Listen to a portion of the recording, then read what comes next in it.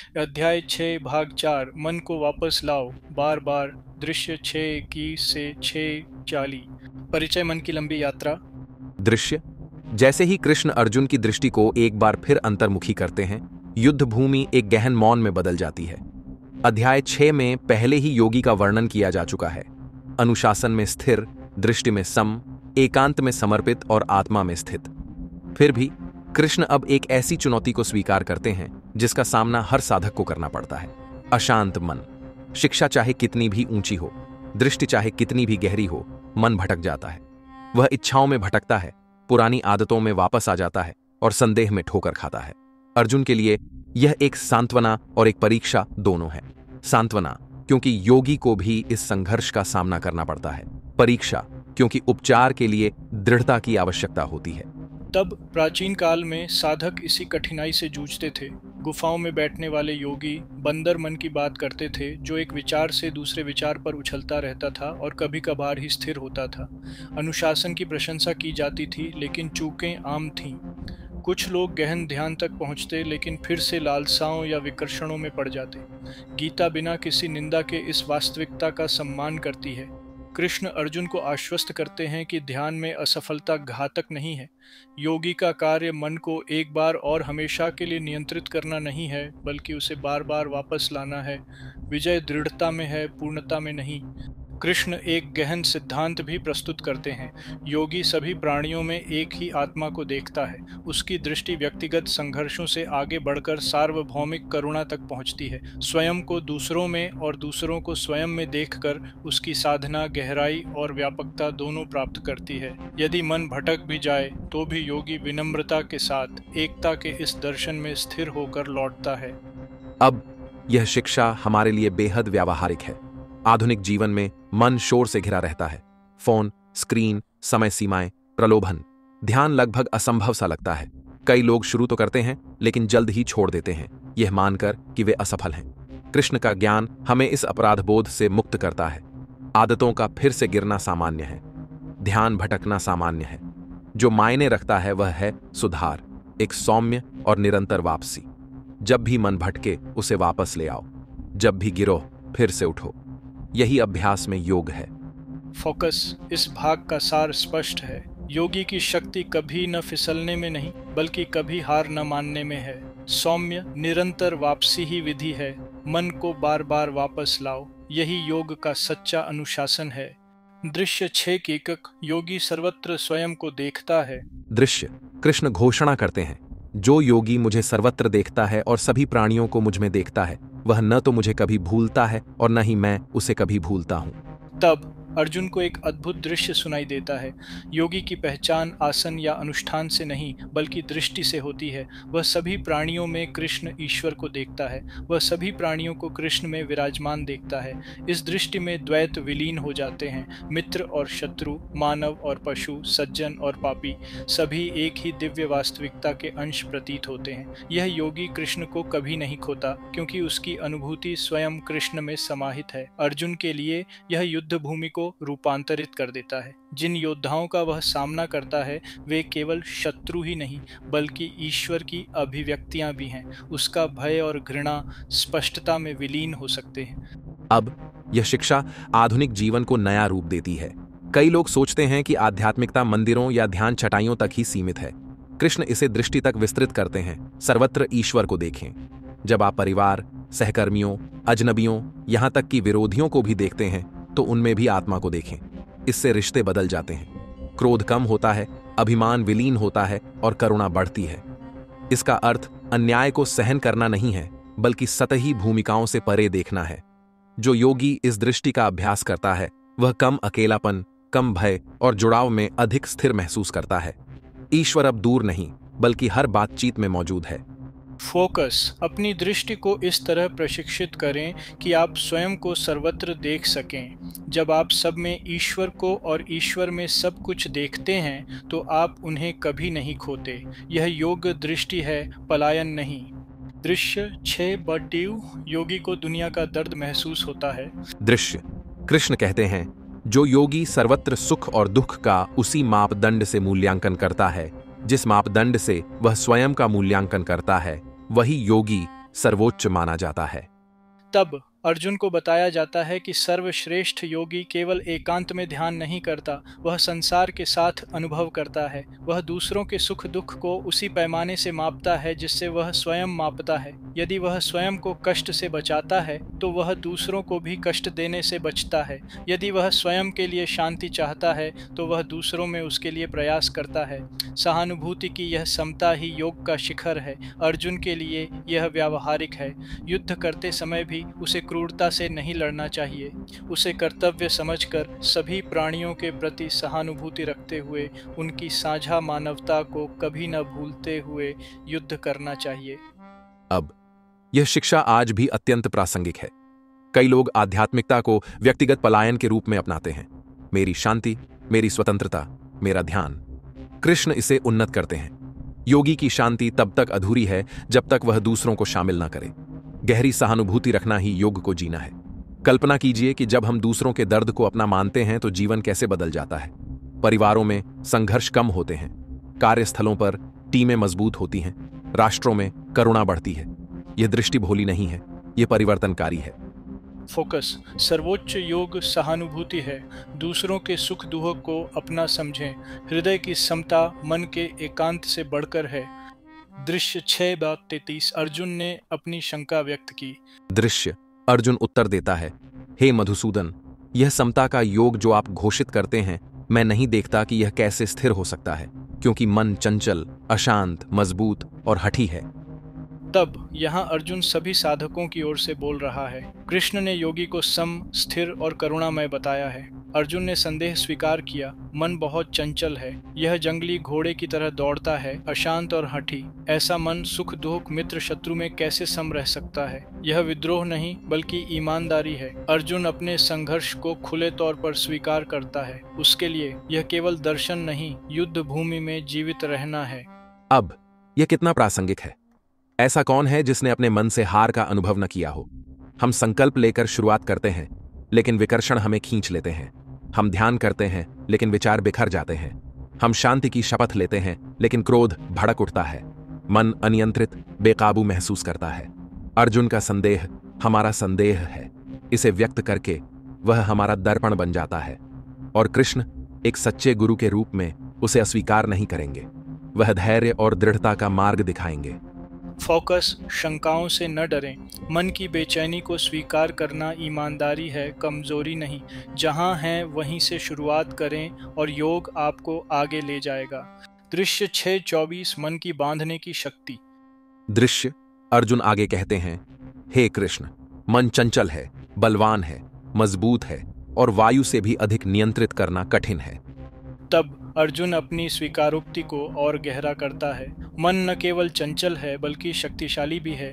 इसकी धाराएं वायु से भी अधिक प्रबल हैं। इस पर नियंत्रण पाना असंभव प्रतीत होता है। उसे युद्ध में नहीं बल्कि आत्मनियंत्रण में असफलता का भय है। उसकी भेद्यता कच्ची है। शक्ति के लिए जाने जाने वाले योद्धा के लिए कमजोरी का यह स्वीकारोक्ति गहन है। वह सत्य के आगे नतमस्तक है। सबसे कठिन युद्ध भीतर है। अब यह हमारे दैनिक जीवन में प्रतिध्वनित होता है। मन सचमुच वायु से भी अधिक शक्तिशाली लगता है। यह क्षण भर में मनोदशा बदल देता है, अचानक लालसाएं जगा देता है और हमें पछतावे या चिंता में घसीट लेता है। कोई भी बाहरी शत्रु उस असंयमी मन जितना शक्तिशाली नहीं है। इस सत्य को स्वीकार करना ही ज्ञान की शुरुआत है। इनकार करने के बजाय हम चुनौती का नाम लेते हैं। एक बार नाम बता देने के बाद हम उसका सामना करना शुरू कर सकते हैं।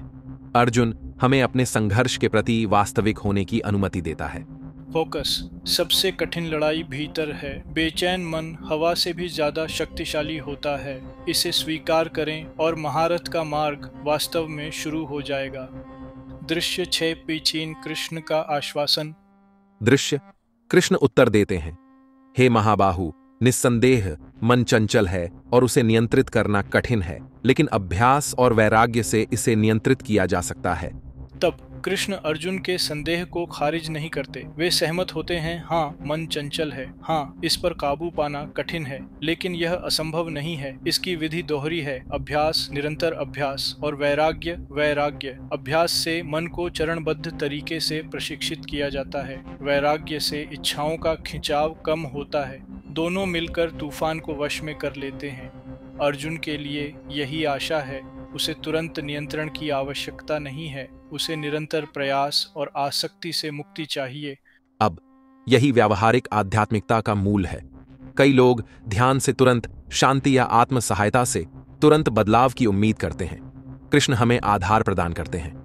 मन को शरीर की मांसपेशियों की तरह प्रशिक्षण की आवश्यकता होती है। दैनिक अभ्यास से शक्ति का निर्माण होता है। वैराग्य बंधनों को ढीला करता है। प्रगति धीमी लेकिन वास्तविक है। आधुनिक मनोविज्ञान भी इस बात की पुष्टि करता है। आदतें मस्तिष्क को नया आकार देती हैं। गीता ने बहुत पहले कहा था, अभ्यास और वैराग्य चंचल मन को वश में करते हैं। फोकस, निपुणता तुरंत नहीं मिलती। निरंतर अभ्यास और सौम्य वैराग्य से बेचैन मन भी झुक जाता है, आशा दृढ़ता में रहती है। दृश्य 6:33 योगी की पूर्वापेक्षा। दृश्य कृष्ण सिखाते हैं, जिसने मन को वश में नहीं किया है उसके लिए योग प्राप्त करना कठिन है, लेकिन जो आत्म संयमित है, जो प्रयास पूर्वक प्रयास करता है, उसके लिए यह उचित साधनों से प्राप्त किया जा सकता है। तब कृष्ण सत्य को आशा के साथ संतुलित करते हैं। अनियंत्रित मन योग तक नहीं पहुंच सकता। यह व्यक्ति को बेचैनी और बंधन में धकेलता है। फिर भी जो सही प्रयास करता है उसके लिए निपुणता संभव है। मार्ग प्रतिभा या विशेषाधिकार का नहीं, बल्कि अनुशासन और दृढ़ता का है। अर्जुन के लिए यह युद्ध को स्पष्ट करता है। कौरवों पर विजय गौण है, असली विजय उसके मन पर है। यदि वह अपने विचारों को अनुशासित करता है तो योग उसका हो जाएगा। अब यह बेहद व्यावहारिक है। आजकल बहुत से लोग शॉर्टकट चाहते हैं, जैसे तुरंत ध्यान, तुरंत शांति, रातों रात ज्ञान प्राप्ति। कृष्ण हमें याद दिलाते हैं, अनुशासन के बिना योग लुप्त हो जाता है, लेकिन आत्मनियंत्रण और प्रयास से कोई भी इसे प्राप्त कर सकता है। यह मार्ग सभी के लिए खुला है, लेकिन इसके लिए ईमानदारी की आवश्यकता है। यह आध्यात्मिकता का लोकतंत्रीकरण करता है। यह केवल साधुओं के लिए नहीं, बल्कि उन सभी के लिए है जो प्रयास करते हैं। फोकस, योग के लिए आत्मनियंत्रण और प्रयास की आवश्यकता होती है। इसके बिना मन आपको घसीटता रहेगा। इसके साथ मुक्ति आपकी पहुंच में है। दृश्य 6 पतित योगी। दृश्य अर्जुन पूछता है, उस व्यक्ति का क्या होता है जो विश्वास तो करता है लेकिन असफल हो जाता है, जो प्रयास करता है लेकिन योग में पूर्णता प्राप्त करने से पहले ही पीछे हट जाता है। तब अर्जुन अनेक साधकों के भय को व्यक्त करता है। यदि कोई सच्चे मन से शुरुआत करे लेकिन लड़खड़ा जाए तो क्या होगा? क्या वह नष्ट हो जाएगा? क्या उसका प्रयास व्यर्थ जाएगा? अर्जुन की करुणा उन सभी अपूर्ण साधकों पर है जो मार्ग में ठोकर खाते हैं। यह प्रश्न अत्यंत मानवीय है। महान योद्धा भी असफलता से डरते हैं। उसके लिए यह व्यक्तिगत है। यदि वह कृष्ण की शिक्षाओं को पूरा न कर सके तो क्या होगा? अब यह संदेह हमारा भी है। कई लोग ध्यान, सेवा या अनुशासन शुरू करते हैं लेकिन लड़खड़ा जाते हैं। भय फुसफुसाता है, तुम्हारा प्रयास व्यर्थ है, तुम पर्याप्त शक्तिशाली नहीं हो। हालांकि कृष्ण का उत्तर आश्वासन से भरा होगा। योग में कोई भी प्रयास कभी व्यर्थ नहीं जाता। पतित योगी फिर भी इस जन्म में या किसी अन्य जन्म में फिर से उठ खड़ा होता है। यह असफलता को सीख में और संघर्ष को निरंतरता में बदल देता है। फोकस, असफलता से मत डरो। योग में ईमानदारी से किया गया प्रयास कभी व्यर्थ नहीं जाता। एक ठोकर भी तुम्हें आगे ले जाती है। दृश्य 6:68 योगी का भविष्य। दृश्य अर्जुन जोर देकर कहता है, हे कृष्ण, क्या वह एक फटे हुए बादल की तरह बिना सहारे के दोनों रास्तों से भटक कर नष्ट नहीं हो जाता? तब रूपक सजीव है। अर्जुन पतित योगी की कल्पना फटे हुए बादल के रूप में करता है। बिना वर्षा के बहता हुआ, न इधर का न उधर का। उसे व्यर्थ जीवन, खोए हुए धर्म और असफल आध्यात्मिकता का भय है। उसकी चिंता तीव्र है। वह आश्वासन चाहता है। उसके लिए यह केवल सैद्धांतिक ही नहीं बल्कि अस्तित्वगत भी है। वह जानना चाहता है कि अगर वह लड़खड़ा भी जाए तो कृष्ण उसे नहीं छोड़ेंगे।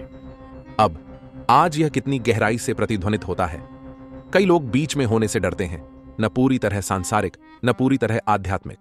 फटा हुआ बादल एक आधुनिक आत्मा है जो बिना किसी सहारे के बह रही है, लेकिन कृष्ण का उत्तर इस भय को दूर कर देगा।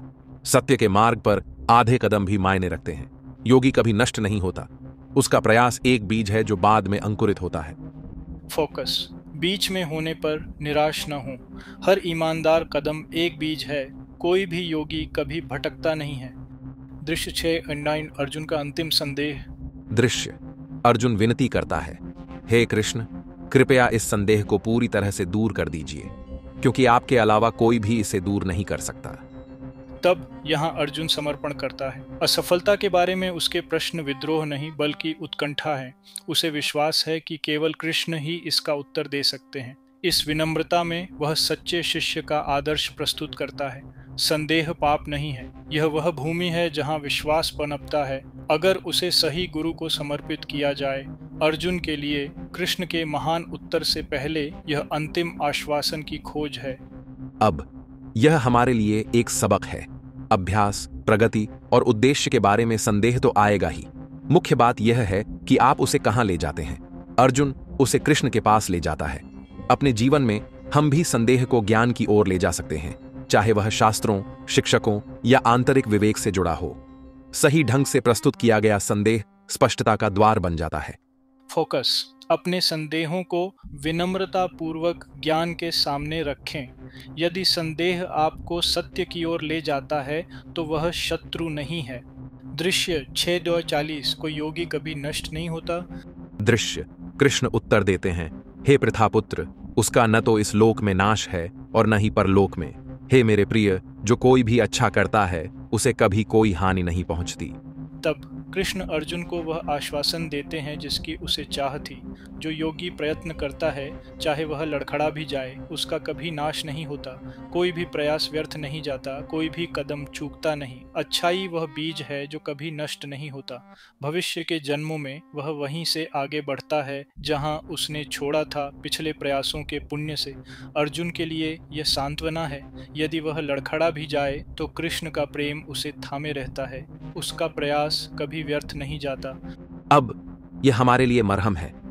अपने अपूर्ण जीवन में हम अक्सर लड़खड़ा जाते हैं। हम व्यर्थ गए वर्षों, टूटे हुए संकल्पों, त्यागे गए अभ्यासों से डरते हैं। कृष्ण हमें आश्वस्त करते हैं, भलाई के लिए किया गया कोई भी प्रयास कभी व्यर्थ नहीं जाता। ध्यान, सेवा, ईमानदारी, करुणा, ये सभी अपनी छाप छोड़ते हैं। अगर बाधित भी होते हैं तो वे बाद में शक्ति के रूप में लौट आते हैं। यह असफलता को प्रगति का एक हिस्सा बनाता है। योगी कभी नष्ट नहीं होता क्योंकि मार्ग ही उसे ले जाता है। फोकस। इस सत्य पर विश्वास रखें, कोई भी प्रयास व्यर्थ नहीं जाता, कोई भी योगी नष्ट नहीं होता। ईमानदारी से किया गया प्रत्येक कार्य स्वतंत्रता का बीज बोता है। समापन सारांश। मन को वापस लाओ बार बार। दृश्य। कुरुक्षेत्र की शांति और भी गहरी होती जाती है जब कृष्ण अशांत मन और योगी की दृढ़ता पर अपना उपदेश पूरा करते हैं। अर्जुन ने अपनी शंकाएं, असफलता का भय और मन की अशांति को लेकर अपनी चिंता व्यक्त की है। कृष्ण ने करुणा से उत्तर दिया है, दर्शन, विधि और आश्वासन प्रदान किया है। जो चित्र उभरता है वह किसी दोष रहित संत का नहीं, बल्कि एक मानव योगी का है, जो फिसलता तो है पर हमेशा लौट आता है, जो लड़खड़ाता तो है पर हमेशा ऊपर उठता है। तब योगी की यात्रा दृष्टि से शुरू होती है। योगी सर्वत्र कृष्ण को देखता है और सभी प्राणियों को कृष्ण में विराजमान देखता है। दृश्य 6:1। यह दृष्टि द्वैत को विलीन कर उसे एकता में स्थिर कर देती है। वह इस समता को सहानुभूति में विस्तारित करता है। दूसरों के सुख दुख को अपने सुख दुख के समान मानकर मापता है। दृश्य 6:23। यही सर्वोच्च योग है। एकांत में पलायन नहीं बल्कि संसार में करुणा को जीना। फिर भी अर्जुन अपनी शंका व्यक्त करता है। मन चंचल, अशांत है और उसे नियंत्रित करना वायु से भी कठिन है। दृश्य 6:6। उसकी ईमानदारी गहरी है। यहाँ तक कि जो योद्धा शस्त्रों में निपुण हो सकते हैं वे भी विचारों पर आसानी से नियंत्रण नहीं कर पाते। कृष्ण इसे खारिज नहीं करते बल्कि इसकी पुष्टि करते हैं। हाँ, मन चंचल है, हाँ इसे नियंत्रित करना कठिन है, लेकिन इसे अभ्यास, निरंतर अभ्यास और वैराग्य दृश्य 6:40 द्वारा वश में किया जा सकता है। कुंजी दृढ़ता है, पूर्णता नहीं। कृष्ण फिर स्पष्ट करते हैं, आत्मनियंत्रण के बिना योग कठिन है, लेकिन प्रयास और अनुशासन से यह किसी के लिए भी संभव है। दृश्य 6:6। यह मार्ग केवल प्रतिभाशाली लोगों के लिए आरक्षित नहीं है, बल्कि उन सभी के लिए खुला है जो ईमानदारी से प्रयास करते हैं। अर्जुन की करुणा फिर से जाग उठती है जब वह पूछता है, उनका क्या जो प्रयास करते हैं और असफल हो जाते हैं? क्या वे फटे बादलों की तरह खो जाते हैं, बिना सहारे के, बर्बाद? दृश्य 6:7-6:8। कृष्ण आश्वस्त होकर उत्तर देते हैं, योग में कोई भी प्रयास कभी व्यर्थ नहीं जाता, योगी कभी नष्ट नहीं होता। दृश्य 6:40। यदि कोई ठोकर भी खाता है तो अच्छे प्रयास के बीज आगे बढ़ते हैं, यहाँ या अगले जन्मों में। प्रयास स्वयं अनमोल है, ईश्वर द्वारा सम्मानित। अब यह शिक्षा सीधे हमारे जीवन से जुड़ती है। आज मन स्क्रीन, समाचार, इच्छाओं और शोर से पहले से कहीं ज़्यादा विचलित है। कई लोग ध्यान या आध्यात्मिक अभ्यास की कोशिश करते हैं लेकिन असफलता के बाद छोड़ देते हैं।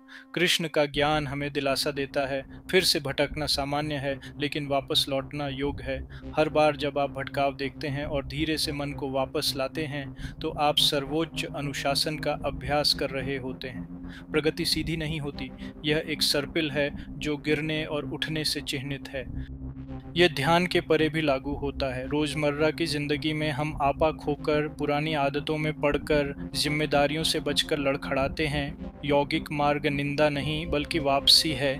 जितनी बार जरूरत हो उतनी बार फिर से शुरुआत करें। कृष्ण के आश्वासन का अर्थ है कि कोई भी कदम व्यर्थ नहीं जाता। अगर आप लड़खड़ा भी जाते हैं तो भी प्रयास संचित रहता है, बीज बना रहता है, विकास जारी रहता है। यह अपराध बोध को ईंधन में, कमजोरी को विनम्रता में और असफलता को आगे बढ़ने में बदल देता है। सबसे महत्वपूर्ण बात यह है कि कृष्ण हमें दृष्टि प्रदान करते हैं। योगी केवल आसनों का अभ्यासी नहीं है, बल्कि वह है जो सर्वत्र ईश्वर को देखता है, सभी के साथ सहानुभूति रखता है और अपूर्णता के बावजूद दृढ़ रहता है। सर्वोच्च वह नहीं है जो कभी नहीं गिरता, बल्कि वह है जो सदैव ऊंचा उठता है।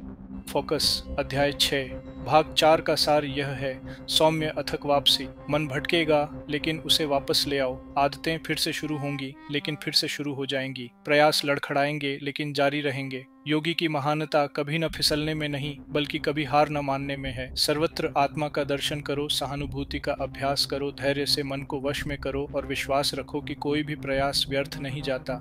यही योग का सच्चा रूप है, पूर्णता नहीं बल्कि करुणा से ओतप्रोत दृढ़ता।